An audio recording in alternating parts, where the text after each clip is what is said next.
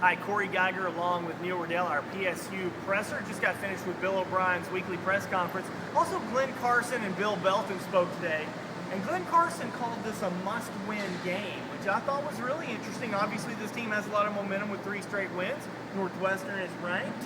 Your thoughts on the must-win game aspect of it? Well, I think when you lose your first 2, and I think Carson also said the fact that they lost those first 2 games have helped them now. It's strengthened their resolve.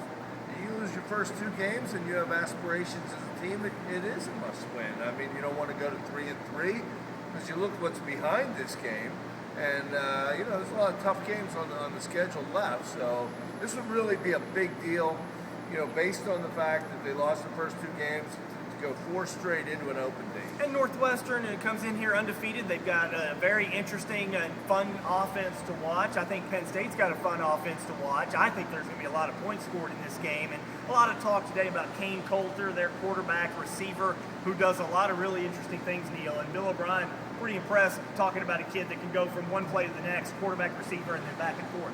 Yeah, I mean, a great defensive challenge for Ted Roof and his staff. And I mean, really, when you look at how this defense has played, with the exception only of the second half against Ohio, this defense has played at a really high level. I mean, they're among the national leaders in the fewest points allowed.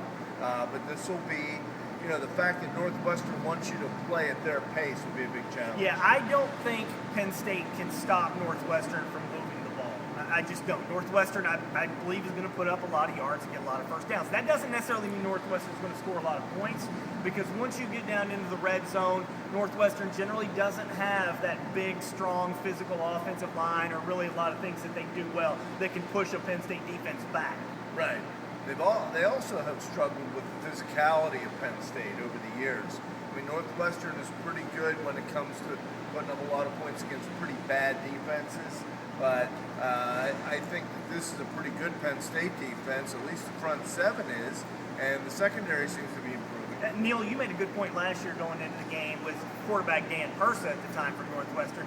When you have that type of quarterback who's going to really take a lot of shots, and I have a lot of respect for what Dan Persa did and the quarterbacks that Northwestern has had over the years. They do some interesting things, but the quarterback's going to get hit a good bit. And so what we've seen in these Northwestern Penn State games over the years is Penn State's defense really kind of gets to punish the quarterbacks a little bit and get a lot of hard hits, and Northwestern really just kind of wears down late third quarter, fourth quarter. Well, it was in 05 when Northwestern, I'm not sure if I have the dates right, but Penn State's knocked a couple quarterbacks out of games. Kafka, they knocked Kafka out, I believe, in 09. Kafka was on a roll at Northwestern, and had he stayed in the game, he was the guy that ended up with the Eagles in the NFL. So, when you want to play that style, there's a risk. And you know what, again, so Penn State's offense, and Bill Belton was asked a good question, does Penn State's offense need to stay on the field to give the defense a little bit of a rest? And I think that will be a factor, but frankly, Northwestern's defense isn't very good, so I can see Penn State's offense putting up a lot of yardage and a lot of points on this team. Well, they went to this NASCAR against Illinois. Maybe you slow down a little bit if you still feel that you can run the ball, but that might have been a reason that they were so effective against Illinois, because Illinois' defense was on their heels. I mean, you look at the kind of shape that Penn State appears to be in. There's Maudie.